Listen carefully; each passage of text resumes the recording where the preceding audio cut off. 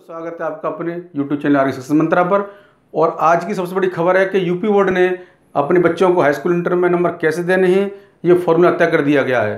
तो यही हमारा टॉपिक है कि 10th और 12th में मूल्यांकन फॉर्मूले तय, और इसमें क्या क्या चीज़ बताई है, किस तरह आपको अंक दिए जाएंगे।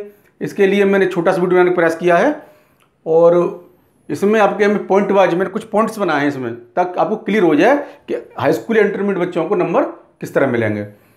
तो पहला पॉइंट है, यूपी बोर्ड की हाई स्कूल और इंटर के नतीजों के लिए फॉर्मूला तय कर दिया गया है।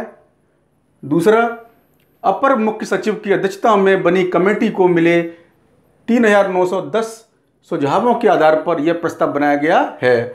एक कमेटी बनी थी जो अपर मुख्य सचिव की अध्यक्षता बनी थी। इस कमेटी ने सभी सुझाव मांगे थे कि हम किस तरह बच्चों को अंक दें, हाई स्कूल बच्चों को किस तरह अंक दें और जो बच्चे इंटर में हैं उनको किस तरह अंक दें। तो कुल सुझाव मिले थे 3910। उन सुझावों के आधार पर सब जब कमेटी बैठक हुई, उस बैठक में फिर उसको उन सुझावों को सम्मिलित करते हुए ये फॉर्मूला बनाया गया है। अगला पॉइंट है, परीक्षार्थियों को लिखित परीक्षा में अंक सुधार का मौका दिया जाएगा। परीक्षार्थी एक विषय या सभी विषयों में परीक्षा दे सकेंगे, उस समय उनसे कोई शुल्क नहीं लिया जाएगा। कहने का अर्थ यह कि इस फॉर्मूले के आधार पर जो बच्चे हाई स्कूल में उन्हें हाई स्कूल में अंक मिलेंगे और जो इंटरमीडिएट है उनको इंटरमीडिएट में अंक मिलेंगे। लेकिन कुछ बच्चे ऐसे होंगे जो अपने नंबर से संतुष्ट नहीं होंगे। मान लीजिए इस फॉर्मूले से उनके बच्चों के किसी की आए 65% आए या 70 आए और वो एक्सपेक्ट कर रहा था कि मेरे 85 आ सकते हैं, तो फिर वो क्या कर सकता है, वो अंक सुधार के लिए फॉर्म भरेगा बाद में उसके बाद फॉर्म भरने का मौका दिया जाएगा। और चाहे जैसे इंटर में 5 विषय हैं, तो अब उसे लग रहा है हमारे एक विषय में कम है तो एक विषय में फॉर्म भर सकता है, 2 विषय कम है 2 में भर सकता है, उसे लग रहा है मेरे 5 सब्जेक्ट में नंबर कम है तो यानी सभी सब्जेक्टों में भी फार्म भर सकता है। और जो फार्म भरा जाएगा इस रिजल्ट के बाद जो फार्म भरे जाएंगे उस फॉर्म की कोई भी फीस नहीं ली जाएगी या निःशुल्क होगा वो। तो पॉइंट 3 क्लियर हो गया कि बच्चों को जो संतुष्ट नहीं होंगे उनको अंक सुधार का मौका दिया जाएगा, और चाहे परीक्षार्थी एक विषय में दे सकता है और चाहे तो अपने सभी विषय में भी परीक्षा दे सकता है और इस पर कोई भी शुल्क नहीं लगेगा। अब पॉइंट 4 जो मेन पॉइंट आपका है कि इंटरमीडिएट में आपको किस तरह अंक मिलेंगे और फिर हाई स्कूल में किस तरह अंक दिए जाएंगे। तो जो सहमति बनी है वो है, इंटरमीडिएट बताते हैं पहले आपको। इंटरमीडिएट में पहला है 10वीं बोर्ड में मिले अंकों का 50%।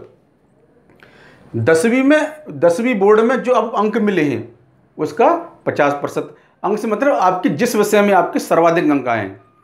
जो सब्जेक्ट होते हैं 6 सब्जेक्ट हैं आपके, और 6 सब्जेक्ट में जिस सब्जेक्ट में आपके सर्वाधिक अंक आए हैं उस सब्जेक्ट का 50%, उस सब्जेक्ट में मिले अंकों का 50%।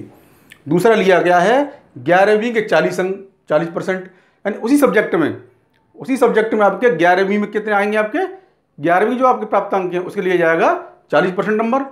और प्री बोर्ड यानी जो बोर्ड से पहले हुई थी प्री बोर्ड परीक्षा इंटरमीडिएट हुई थी ना, उस प्री बोर्ड परीक्षा के आधार पर आपके 10% अंक। तो 3 विषय लिए गए हैं इंटरमीडिएट के।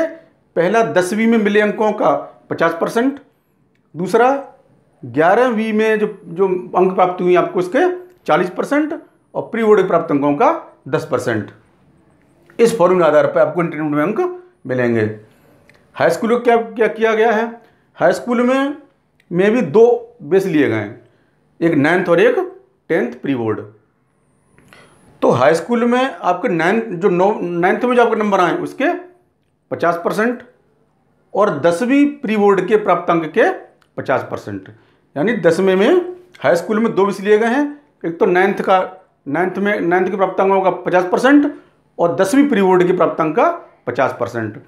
अब इनको समझना है हमें, और ज़्यादा समझने के लिए हमने पॉइंट नंबर 5 बनाया है कि हाई स्कूल में आपका कुल कितना होता है, 100 में से 70 का थ्योरी, बाकी 30 का तो प्रैक्टिकल होता है।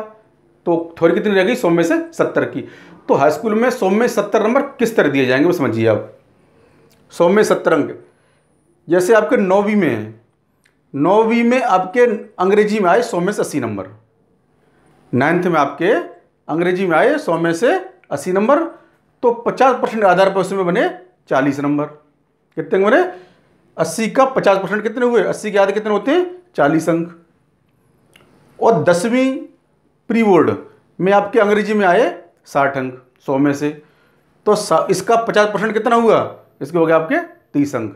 टोटल आपको हो गए 40 और 30 70 अंक। दोबारा समझिए, 9th में यदि आपके इंग्लिश में 100 में से 80 अंक हैं, तो आपके 80 के 50% कितने होंगे, 80 के आधे हो गए 40 अंक। और 10वीं प्री बोर्ड में आपके अंग्रेजी इंग्लिश में ही 100 में से 60 अंक हैं, तो उसके 50% कितने होते हैं, 60 के आधा कितना हो गया, 30 अंक। तो टोटल हो गए 70 अंक। यानी आपके बोर्ड में, हाई स्कूल बोर्ड में जो 70 में से इस आधार नंबर आएंगे आपके। अब बात करते हैं इंटरमीडिएट की। किसकी, इंटरमीडिएट में कुल 65% अंकों का विभाजन इस तरह किया गया है। कितने, कुल 65% अंकों का विभाजन किया गया है। कैसे किया गया है, ये तो बेस बता चुका हूँ मैं इंटर में, कि 10वीं बोर्ड में मिले अंकों का 50%, 11th के 40% और प्री बोर्ड के 10%। अब इसका क्लैरिफिकेशन कि किस तरह दिए जाएंगे। जैसे 10वीं में आपके आए हिंदी में 100 में से 70 अंक, तो 100 में 70 का 50% कितना हुआ, 70 का कुल 35 अंक हो गए आपके। 11वीं में हिंदी में आए आपके 100 में से 60 अंक, तो 40% कितना हुआ, 4 छक्के 24, यानी 24 अंक। और इंटर में प्री बोर्ड में आपके हिंदी में आई 100 में से 60 अंक, तो उसका 10%, यानी जो हो गए 6 अंक। इस तरह आपको टोटल हो गए तीनों मिला करके ये आपके 35 अंक, 24 अंक और 6 अंक, टोटल हो गए 65 अंक। तो इंटर में 65 अंक का विभाजन इस तरह से होगा। तो आपको उम्मीद है क्लियर हो गया होगा। तो बच्चों, अगर आपको मेरा ये वीडियो पसंद आए तो उसे लाइक करें, दोस्तों के साथ शेयर करें और मेरे चैनल को सब्सक्राइब करें। धन्यवाद।